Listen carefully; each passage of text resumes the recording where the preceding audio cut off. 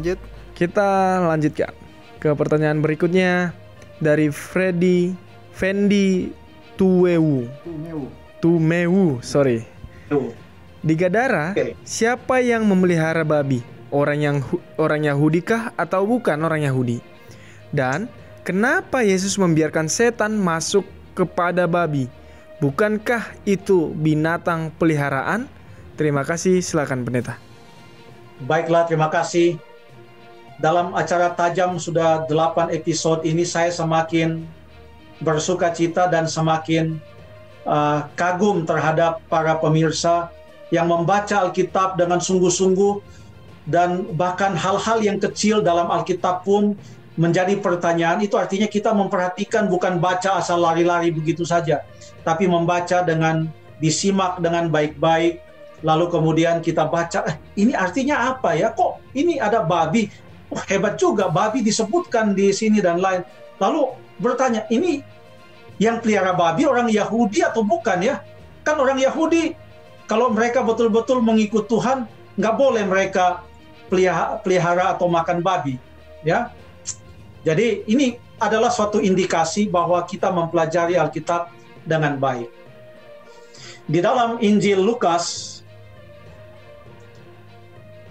ini cerita dicatat bukan hanya di Lukas, tapi juga di Matius dan Markus. Tapi saya mau ambil dari Injil Lukas.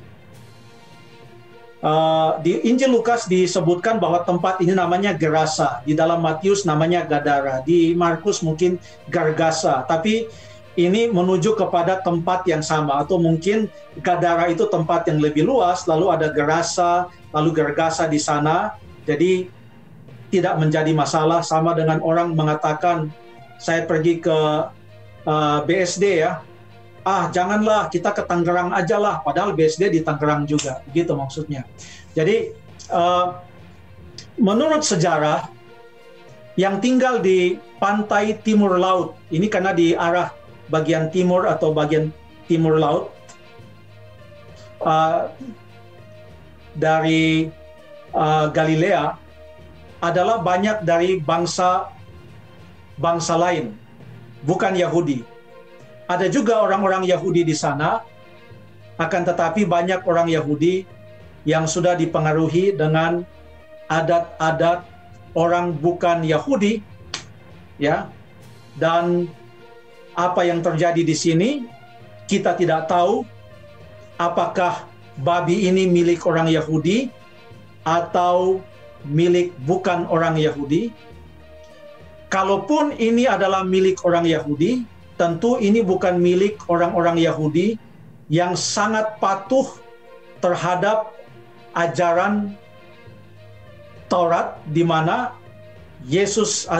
Tuhan sendiri berkata bahwa babi itu tidak boleh dimakan.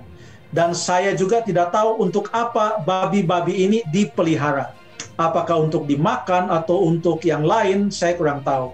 Tetapi bercampur penduduk yang ada di daerah Gadara atau Gergasa atau Gerasa ini, ada orang Yahudi dan juga ada orang non-Yahudi. Namun ada satu petunjuk, karena di dalam kitab Lukas, Injil Lukas, ada dua cerita yang menyebutkan tentang babi. Cerita yang pertama ya yang ada dalam Lukas pasal yang ke-8, tapi cerita yang kedua ada dalam Lukas pasal yang ke-15 yang juga menceritakan tentang babi. Ya, karena ditulis oleh Lukas, ya, karena ditulis oleh Lukas, dua-duanya ada dalam Injil Lukas, jadi bisa membantu kita konsep memelihara babi ini ada kaitannya dengan apa, begitu. Jadi ini karena Lukas yang menulis, ya. Kita buka dalam Lukas pasal 15, perumpamaan tentang anak yang hilang. Tadi saya katakan Lukas 16 ya, sorry. Lukas 15 tentang anak yang hilang. Dia mengambil bahagian hartanya, lalu kemudian dia minta warisannya, padahal ayahnya belum mati, dia sudah tuntut warisannya. Lalu kemudian ayat 13, ini penting.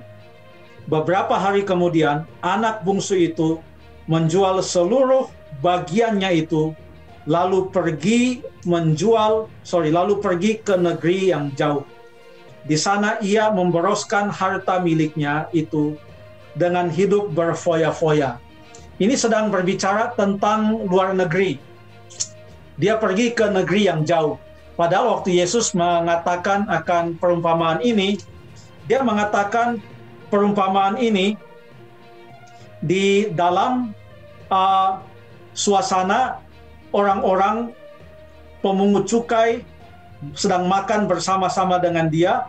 Lalu orang-orang Farisi dan ahli-ahli Taurat dalam pasal 15 ayat 1 memprotes Tuhan Yesus. Jadi Yesus sedang ada di daerah Israel, ada di daerah Yudea, daerah Israel waktu itu. Nah, pada waktu Yesus sedang berada di daerah Israel, dia mengatakan suatu perumpamaan tentang anak bungsu yang durhaka kepada ayahnya, ambil hartanya, lalu pergi memboroskan hartanya. Kemana dia pergi? Ke negeri yang jauh. Artinya, bukan di negeri Israel. Ini pergi ke luar negeri dia. Hebat dia. Gua ke luar negeri nih. Banyak harta. Lalu Yesus menceritakan sampai di luar negeri Israel, ternyata dia bangkrut. Habis foya-foya, tidak bisa membuat bisnis, akhirnya dia bekerja untuk menjaga apa? Ya, ini penting. Dalam ayat yang ke-15. Lalu ia pergi dan bekerja setelah dia melarat di negeri itu, negeri yang lain ya. Ayat 14, negeri itu ia melarat ya. Ayat 15, lalu ia pergi dan bekerja pada seorang majikan di negeri itu. Bukan di negerinya yang di tempat di mana Tuhan Yesus sedang berkata-kata. Ia pergi kepada seorang majikan di negeri itu. Orang itu menyuruhnya ke ladang untuk menjaga babinya. Lalu ia pergi dan bekerja dan dia mau mengisi perutnya. Ayat 16, ia ingin mengisi perutnya dengan ampas yang menjadi makanan babi itu, tetapi tidak seorang pun yang memberikannya kepadanya. Ini menggambarkan bahwa di negeri Israel memelihara babi, apalagi makan daging babi, bukan hal yang ada, bukan hal yang lazim. Ini hal yang tidak ada bukti-buktinya. Kalau kita kaitkan dengan Lukas pasal yang ke-8, berarti Gadara ini, Gerasa atau Gergesa ini adalah suatu tempat, kalaupun masih dalam bahagian orang Israel, tapi sudah jauh dari pengaruh orang-orang Yahudi yang sangat setia memelihara akan perintah Tuhan di dalam kitab Taurat. Kalaupun ini dipelihara oleh orang Yahudi, mereka bukanlah orang-orang Yahudi yang menuruti akan perintah Tuhan. Kemungkinan besar ini dipelihara oleh orang-orang bukan Yahudi yang juga tinggal di daerah itu. Dan hebatnya adalah Tuhan Yesus mengizinkan, ya, nampaknya di sana tidak ada peternakan lain, semua babi. Dan setan-setan itu juga, kalaupun ada domba di sana, mereka tidak minta, udah kami ke domba-domba aja lah. Mungkin mereka lihat-lihat, aduh kami ke babi aja lah. Dan Yesus pikir, oke, ke babi, biarlah kalian ke babi-babi itulah, supaya binasa. Tapi Yesus tidak diprotes loh, oleh karena babi-babi itu binasa. Saya lanjutkan, mungkin ini pertanyaan terakhir, saya tidak tahu. Tapi Yesus tidak diprotes oleh karena dia mengizinkan babi-babi itu masuk ke dalam danau lalu kemudian binasa. Kita baca dalam ayat yang ke-35 dan ayat yang ke-3 sampai ayat 37. Dalam cerita itu dikatakan ayat 34 mulailah supaya lengkap. Setelah penjaga-penjaga babi itu melihat apa yang terjadi, mereka lalu lari menceritakan hal itu di kota dan di kampung-kampung sekitarnya. Ayat 35. Dan keluarlah orang-orang untuk melihat apa yang telah terjadi. Mereka datang kepada Yesus dan mereka menjumpai orang yang telah ditinggalkan setan-setan itu duduk di kaki Yesus. Ia telah berpakaian dan sudah waras, maka takutlah mereka. Mereka nggak pusing dengan babi yang udah jatuh di dalam danau itu. Justru yang mereka takjub, yang memberikan mereka heran dan sampai takut adalah, kok bisa ini orang sampai bisa waras begini dan sudah pakai pakaian. Lalu ayat 36, orang-orang yang telah melihat sendiri hal itu memberitahukan kepada mereka bagaimana orang yang dirasuk setan itu telah diselamatkan. Lalu seluruh penduduk daerah Gerasa meminta kepada Yesus supaya meninggalkan mereka, sebab mereka sangat ketakutan. Ya, jadi protesnya tidak terlalu kepada, aduh kita punya babi sudah habis di sini. Ya, tapi takjub dan ketakutan mereka adalah kepada sosok Yesus. Padahal di sebelah barat Danau Galilea, Yesus sudah sangat terkenal. Justru orang datang membawa orang sakit untuk disembuhkan.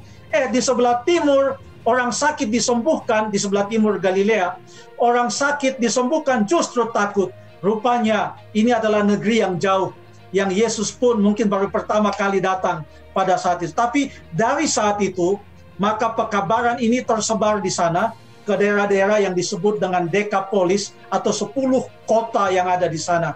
Dan demikian maka Injil makin tersebar luas. Terima kasih. Terima kasih. Oke, terima kasih Pendeta.